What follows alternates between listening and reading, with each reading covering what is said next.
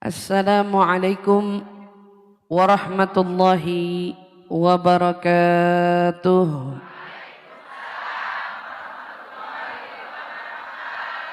Alhamdulillahi rabbil alamin. Wabihi nasta'inu ala umuri dunya waddin, wassalatu wassalam ala ashrafil anbiya'i wal mursalin sayyidina wa habibina wa syafi'ina wa qurrati a'yunina Muhammadin sallallahu alaihi wa ala alihi wa sahbihi wa sallam. Subhanaka la ilma lana illa ma 'allamtana innaka antal alimul hakim. Rabbi zidna ilma warzuqna fahman, amin ya rabbal alamin. Allahumma inna nas'aluka ilman ladunni wal mashrab safiyal haniya wa hab ya ghani. Allahumma inna nas'aluka ilman ladunni wal mashrab safiyal haniya wa hab ya ghani. Allahumma inna nas'aluka ilman ladunni wal mashrab safiyal haniya wa hab ya ghani. Alhamdulillah thumma alhamdulillah. Limpahan syukur mari sama-sama kita panjatkan kehadirat Allah Subhanahu wa taala.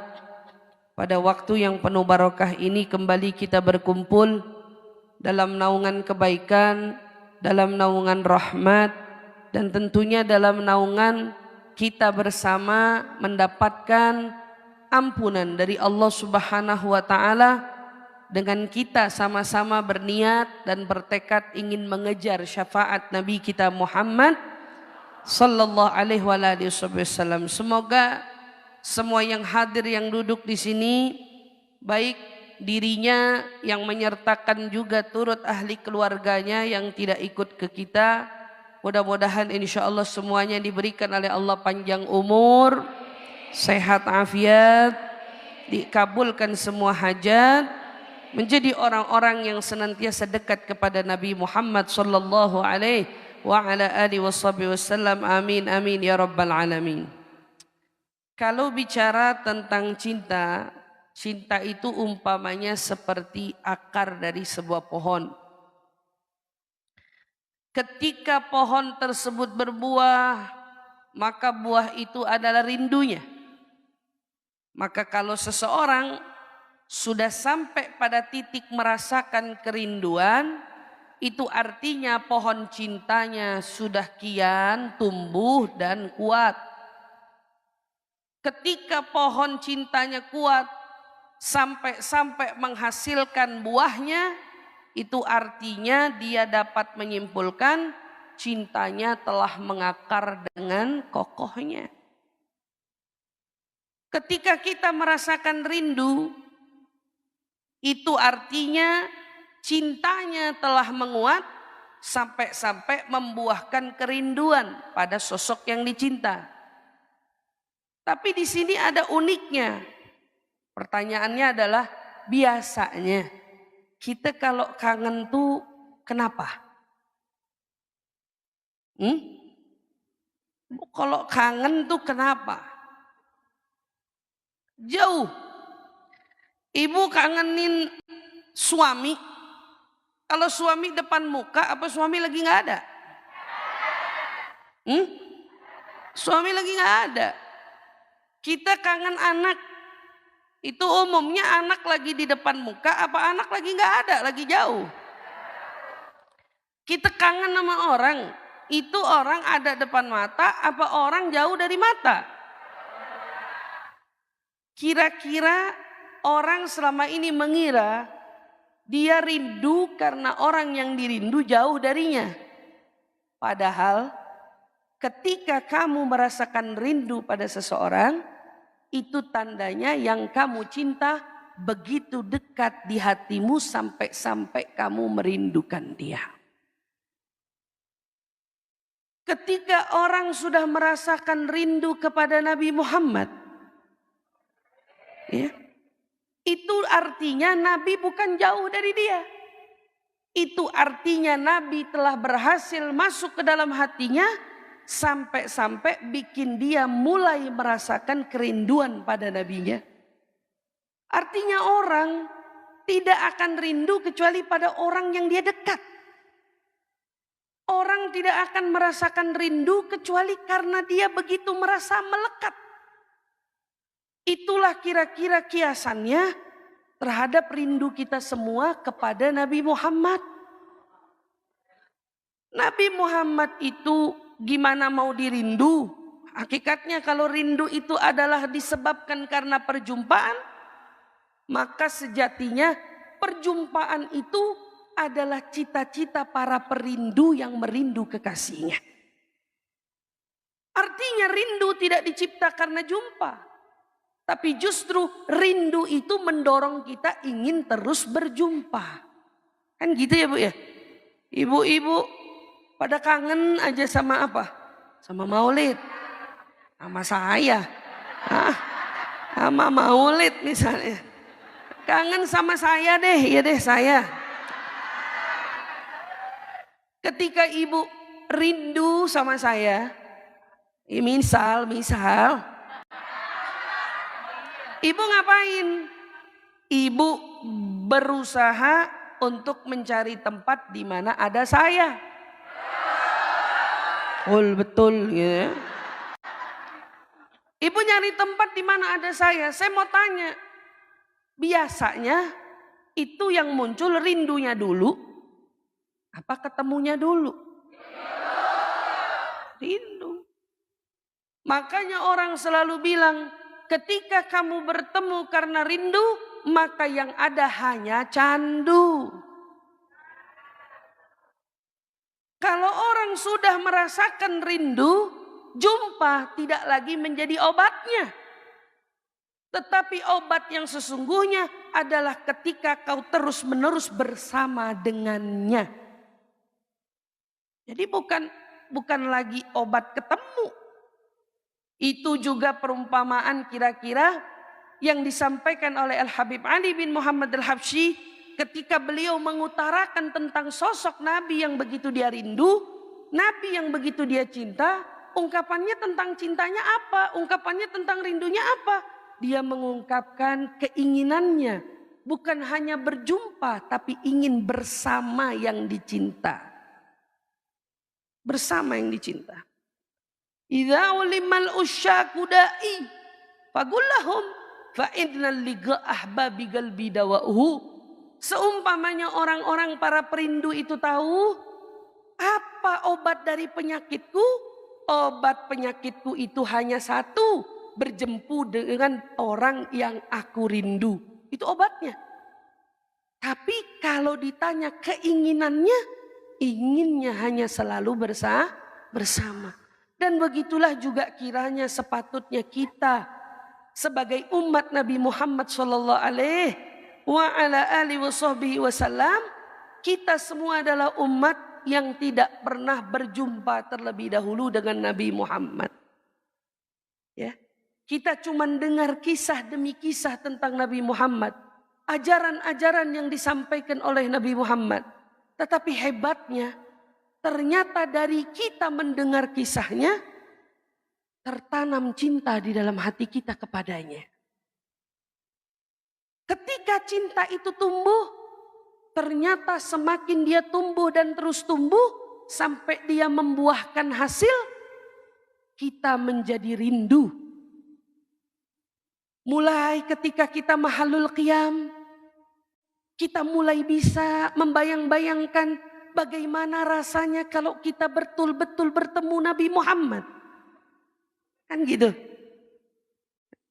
Ketika kita mulai diceritakan tentang keadaan mahsyar, bayangan-bayangan yang muncul, rasanya gimana nikmatnya ketika waktu perjumpaan itu tiba dengan Nabi Muhammad.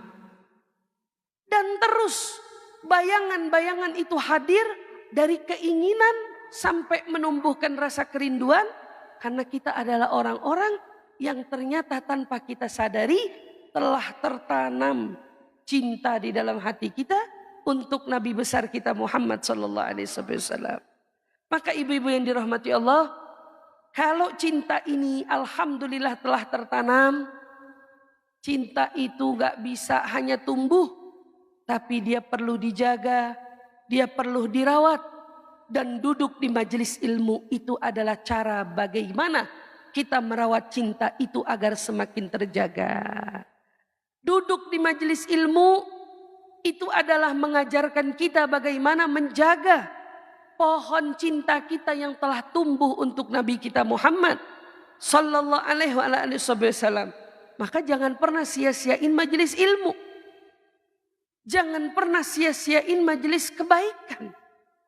Karena disitulah tempat kita diajarkan bagaimana menjaga dan merawat cinta itu semua. Pohon bisa tumbuh karena didiemin apa karena dijagain? Jagain. Buah bisa menghasilkan itu karena dirawat apa karena dibiarin? Kalau pohon aja buah nggak bisa jadi pohon yang tumbuh, nggak bisa jadi buah yang baik tanpa dirawat. Gimana cinta kita sama Nabi Muhammad? Gimana cinta kita? Mau menjadi cinta yang betul kalau di situ nggak dirawat. Bagaimana rindu kita mau menjadi rindu yang sungguh dan betul kalau di situ nggak dirawat.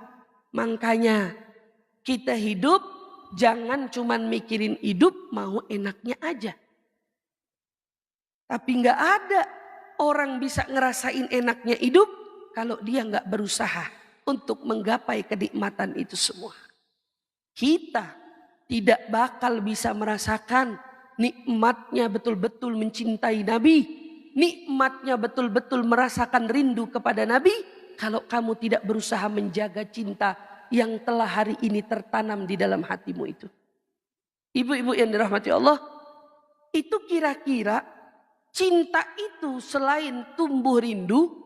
Itu kira-kira ada lagi nggak perilaku yang terlihat? Orang kalau di hatinya sudah mulai rindu, bakal kelihatan apa tuh? Kalau orang yang cinta, kalau sudah rindu, biasanya ngapain Bu? Ngapain? Hah? Kalau udah begitu biasanya ucapannya semuanya tentang yang dicinta. Itu bawaan daripada rindu. Itu kalau udah rindu bengong-bengong yang keucap nama yang dirindu. Ibu bilang rindu sama saya, pernah gak keceplosan ngomong sama orang ustazah gitu? Kalau belum keceplosan rindunya belum bener. Karena orang kalau sudah betul-betul rindu itu diemnya ngelamunin yang dirindu. Ketika ngomong, keceplosannya nama yang dirindu. Itu baru benar. Nah ini makanya dari tadi bilang, rindu ustazah, rindu ustazah. Saya mau tungguin aja dulu rindu ustazah. Emang dia kalau udah ngomong keceplosan, iya kan ustazah? Salah. Ternyata yang lagi ngajak ngomong bukan ustazah. Belum sampai ke situ. Kenapa? Sahabat Nabi banyak menjadi periwayat hadis. Kenapa? Karena mereka itu dudukannya ngomongin hadis Nabi. Duduk-duduk kunna ma'a Rasulillah. Tiba-tiba lagi duduk-duduk. Dulu tuh ya kita sama Nabi pernah. Nah itu ngomong lagi. Nabi yang dibawa. Lagi duduk-duduk. Kana sallallahu alaihi wasallam. Yang kebawa lagi apa? Dulu itu Rasulullah itu begini dan begini. Sampai mulutnya sahabat. Itu kalau dudukan sama mereka. Mulutnya gak bakal jauh-jauh. Yang keucap semua tentang Nabi Muhammad. Sallallahu alaihi wasallam. Begitu juga semua orang yang cinta. Sekarang kalau kita mau lihat contoh. Ustazah itu kan orang cinta sama Nabi. Ada gak? Contoh-contoh nyata orang cinta betul sama seseorang. Ya lihat aja. Contohnya Qais sama Laila. Qais bilang begini. Tidak ada penderitaan yang lebih paling menyulitkan. Paling menyulitkan kata dia. Melebihi apa? Melebihi mencintai seseorang tapi tak mampu untuk memilikinya. Perasaan Qais punya cinta dalam sampai kalau lewatin rumahnya Laila lewat. Ngapain? Nyanyi. Marartu ala diaru Laila. Lewat sambil dia pandangin tuh tembok. Dia bilang saya lewatin rumah Laila. Laila disebut-sebut kan? Disebut. Marartu ala diaru Laila. Ugabbilu dzal jidar wa dzal jidaru Laila. Kata Qais bilang, saya ciumin tuh tembok. Kata orang bilang, Qais gila. Makanya dia dijulukin Majnun kan? Qais Majnun. Kata dia bilang, Qais gila. Ngapain nyiumin tembok? Dijawab sama Qais, wa dzal jidaru Laila. Kamu tahu nggak saya lagi nyiumin tembok apa? Yang saya lagi cium tembok rumahnya Laila. Laila lagi yang dibawa. Nyium temboknya jadi udah girang.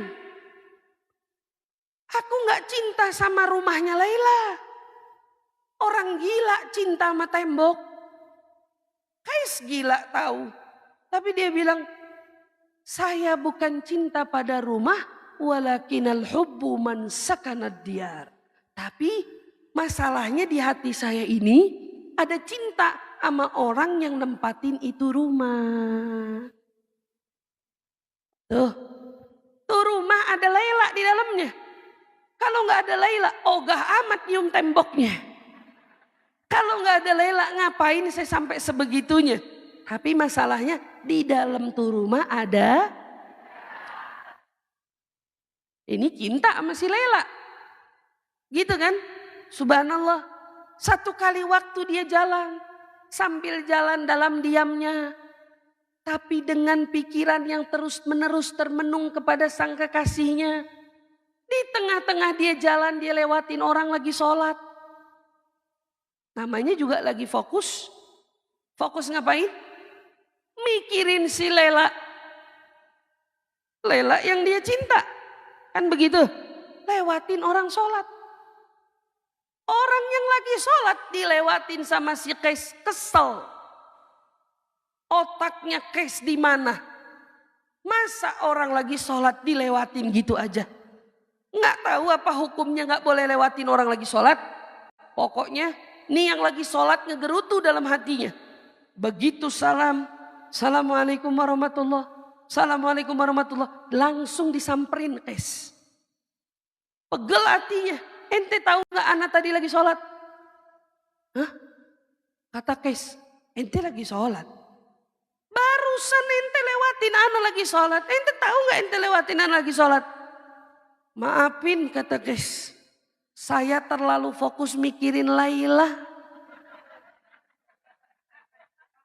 Karena terlalu fokus mikirin Laila, ampe-ampe kamu sholat saya kagak nyadar.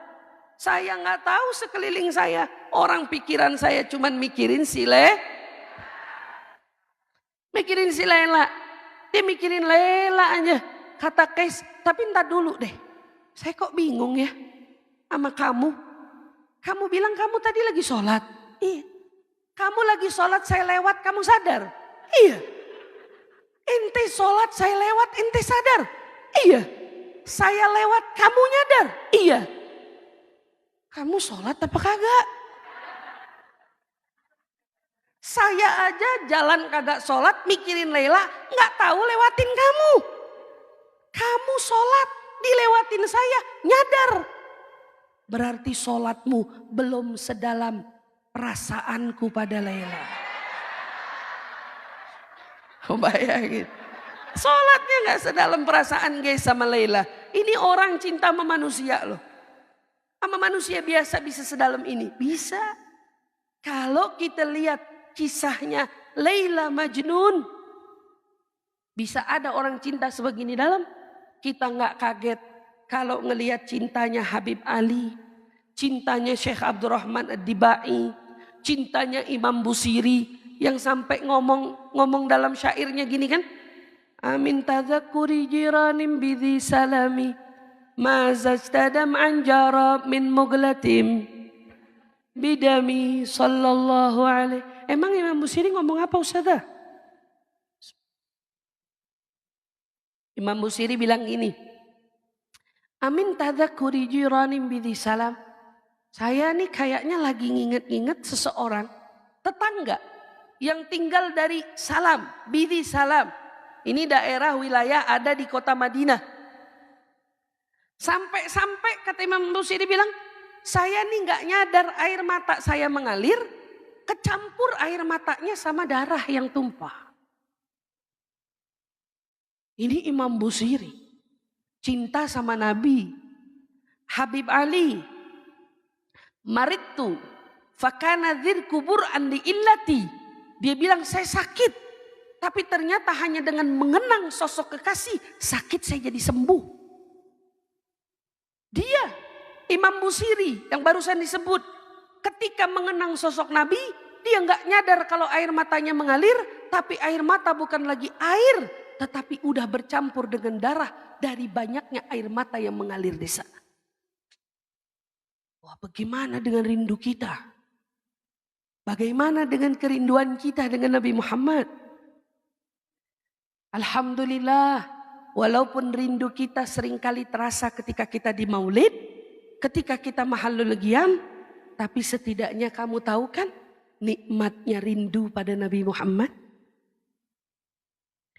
Ternyata nikmat ketika jatuh cinta itu yang dibilang begitu nikmat rasanya, ternyata rasa itu betul-betul sangat terasa lebih nikmat ketika kamu telah merasakan betapa nikmat kalau jatuh cintanya dengan Nabi Muhammad. Karena itu ibu-ibu yang dirahmati Allah, cinta kita sama Nabi bikin kita duduk di sini, tapi cinta kita yang sungguh-sungguh itu akan terbukti ketika kamu pulang dari sini. Ya, pulang dari sini. Ada nggak pesan Nabi yang nyantel?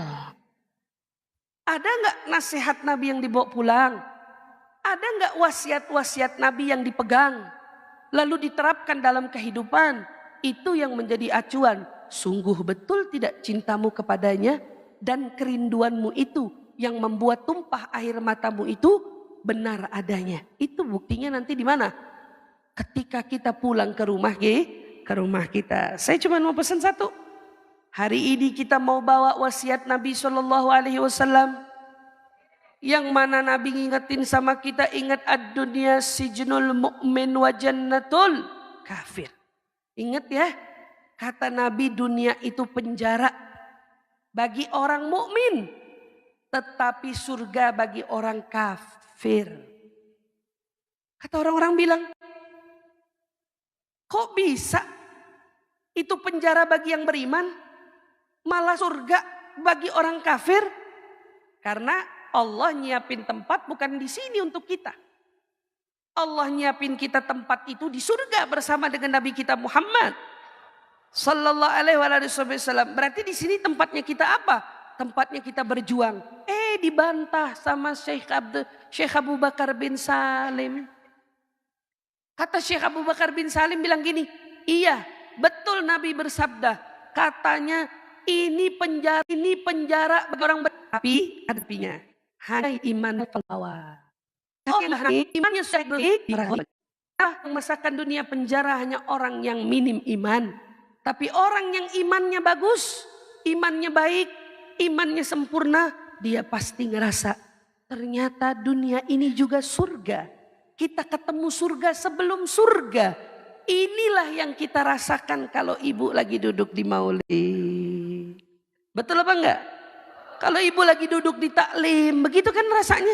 Ya Allah, nikmat betul, sampai mau pulang males banget. Bener apa enggak? Jangan kemalasan juga Bu, repot.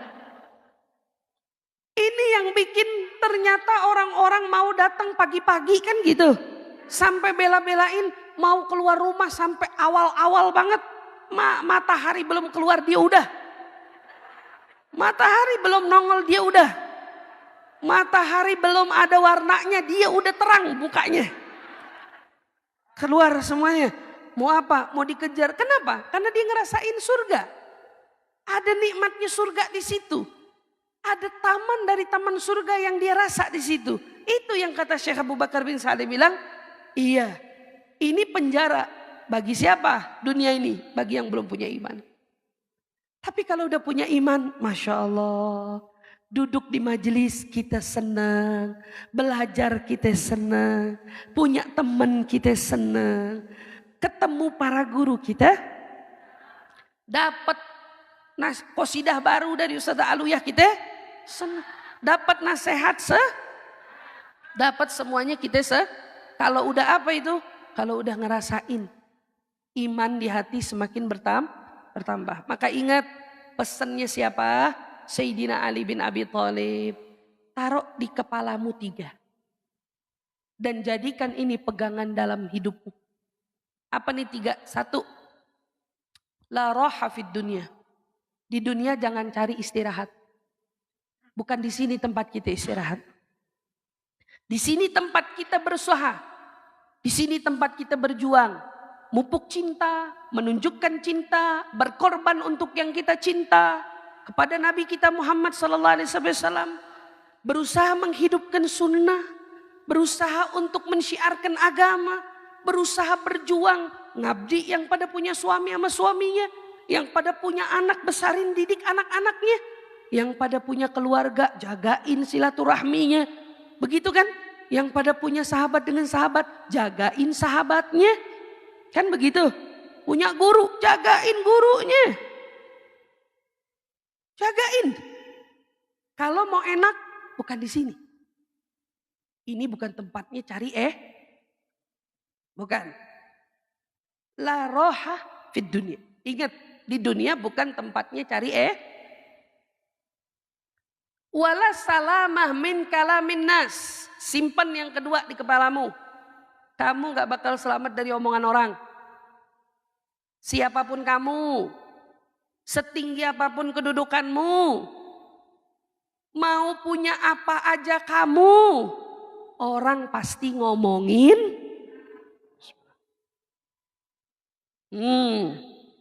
Betul apa enggak?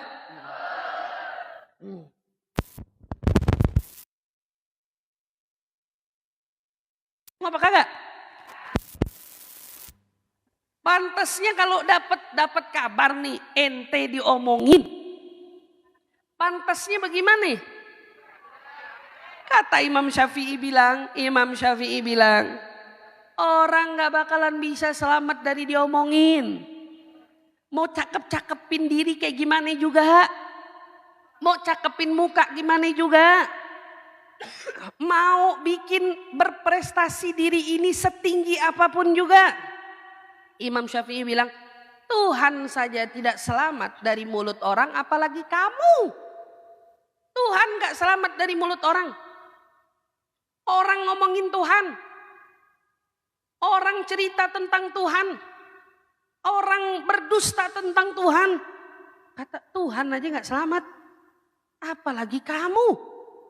Berarti kan kalau kita udah tahu, kata Imam Ali bilang, ingat ya, simpen di kepalamu, kamu gak selamat dari omongan orang. Berarti besok kalau diomongin orang, kalau besok diomongin orang tinggal, ya sudahlah. Namanya juga manusia. Manusia gak selamat dari omongan orang, dan seringkali orang gak selamat dari omongan kamu. Itu ingat baik-baik. Kita gak selamat dari omongan orang. Orang juga belum tentu selamat dari omongan kita. Jadi kalau udah kayak begini urusannya, jadi kuncinya apa? Ya sudahlah.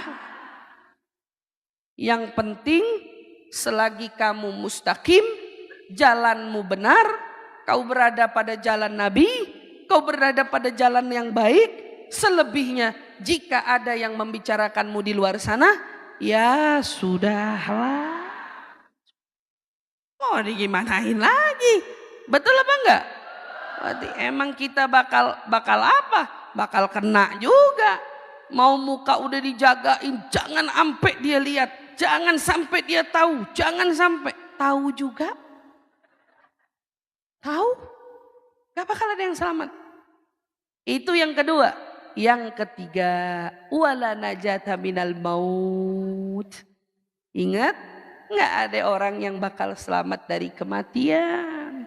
Ya imma sekarang, nanti, atau kapanpun itu, semua dari kita pasti akan menjumpainya.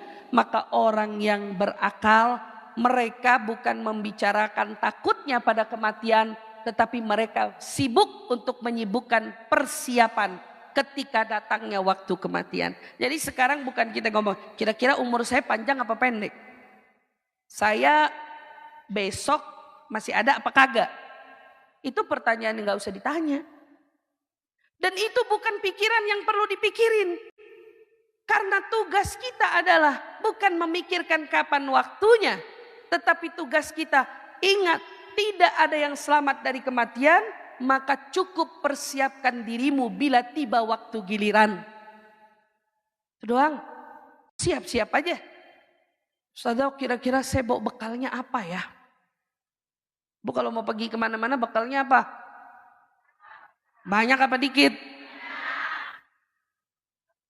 Gak tahu deh, bekalnya macam-macam. Semua dibawa. Padahal perginya cuma ke Bandung. Padahal perginya cuma ke Jogja. Padahal perginya cuma ke Bogor. Padahal bekalnya Masya Allah. Belum perginya bawa bekal pulang, oleh-olehnya luar biasa gitu. Masya Allah. Persiapannya luar biasa. Udah, semua dari kita ketemu gilirannya.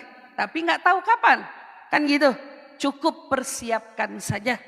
Ketika tiba waktu giliran, yuk bekalin diri takwa, bekalin diri iman, dan ternyata bekal yang gak boleh ditinggalkan adalah bekal cinta kepada Nabi Muhammad sallallahu alaihi wasallam. Ini adzan atau apa? Oh bukan. Berarti yang perlu untuk kita siapin yang gak boleh ditinggalin. Kalau kita pergi kemana-mana ada orang bilang jangan lupa bawa obat. Ternyata bagi dia obat adalah sesuatu yang paling penting. Ada yang bilang jangan lupa bawa baju. Jangan lupa bawa baju dingin. Masing-masing semua orang punya yang dia anggap penting. Maka kalau kita tanya bekal apa yang paling penting untuk kita bawa pulang? Bekalnya adalah cinta kepada Nabi. Kamu boleh ketinggalan bekal yang lain. Kamu boleh mengabaikan bekal yang lain. Tapi ingat, jangan sampai bekal yang satu ini kamu tinggalkan di sini. Itu harus kamu bawa harga mati. Harganya apa? Harga mati. Pulang bawa bekal apa? Cinta Nabi. Cinta Nabi. Cinta sama Nabi. Karena itu bekal yang paling penting. Itu bekal justru yang paling menguntungkan kita di akhirat nanti. Ketika kita pulang, sampai kita masuk ke dalam kubur, kita kembali dibangkitkan. Ternyata Rasulullah sudah memberikan kepada kita sabdanya, yuhsyarun nas yaumal qiyamah ma'aman ahabba. Orang nanti dibangkitkan di hari kiamat dengan mereka yang dia cinta. Insya Allah bekal ini selalu dijaga oleh Allah Subhanahu Wa Taala. Bekal ini selalu ditumbuhkan, dihidupkan dan dirawat dengan nikmat yang Allah berikan kepada kita. Alhamdulillah kita dikasih kesempatan bermajelis, menuntut ilmu, menimba ilmu dari para guru-guru kita. Kalau orang setempat sekitar sini, alhamdulillah tadi sudah diinformasikan ya dengan Ustazah Qatrun Nada dan mungkin para asatidzah lainnya. Baik ibu-ibu yang udah mengaji kemana tempat, ingat bekal jangan ditinggalkan, bekal memupuk cinta kepada Nabi kita Muhammad sallallahu alaihi wasallam. Mudah-mudahan insya Allah semuanya pergi kembali membawa bekal cinta kepada Nabi sampai datangnya ajal menjemput Allah wafatkan kita dalam ilaihi wasallam. sehingga Allah Subhanahu wa taala berikan kepada kita tempat tertinggi di sisinya yang dekat dengan Nabi kita Muhammad sallallahu alaihi wasallam. Allahumma ya Allah, kabulkan semua harapan-harapan kami, kabulkan semua cita-cita kami, kabulkan semua doa-doa kami, dan doa yang paling kami harapkan dari sekian banyak doa dan permintaan yang kami pintakan. Ya Allah, berikan kami kenikmatan untuk bisa dipertemukan dengan Nabi besar Muhammad sallallahu alaihi wasallam, kemudian dikumpulkan dengan Nabi Muhammad di dalam surga bersama para ahli kisah, bersama para sahabat dan pengikut setia Nabi kita Muhammad sallallahu alaihi wasallam. Ya Allah, catat nama kita yang hadir di sini, catat nama orang tua kita ya Allah, catat nama ahli keluarga kita ya Allah, catat nama pasangan hidupku ya Allah, catat nama anak keturunanku ya Allah, catat nama semua orang-orang yang kucintai ya Allah, agar mereka semua menjadi orang-orang yang besok bersama dengan Nabi besar Muhammad sallallahu alaihi wasallam. Allahumma ya Allah, karuniakan juga keberkahan kepada Shirley dan Ustadz Idrus. Mudah-mudahan insya Allah Allah panjangkan umurnya, Allah sehatkan badannya, diberkahi rumah tangganya, diberkahi juga majelis ilmunya, keluarga besarnya senantiasa dijaga, dipelihara Allah. Insya Allah usahanya diberikan kemudahan dan kelancaran, diberikan rezeki yang dipenuhi dengan keberkahan. Insya Allah semua kebaikan yang dilakukan mendapatkan ganjaran yang berlipat ganda dari Allah dan Rasulnya. Amin amin ya rabbal alamin. Ala hadhihi niyah wa kullu niyatin salihah jami'ah syamilah wa ila hadratin nabi al-fatihah.